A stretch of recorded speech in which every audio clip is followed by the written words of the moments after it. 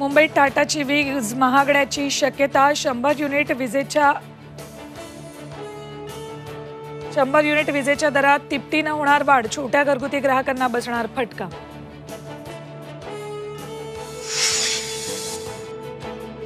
जरांगे पाटील आज रायगड दौऱ्यावर, शिवरायांच्या समाधीचं घेणार दर्शन. सगळी सोयरे कायद्याच्या अंमलबजावणीसाठी पुन्हा फाईट होणार, जरांगेंची प्रतिक्रिया.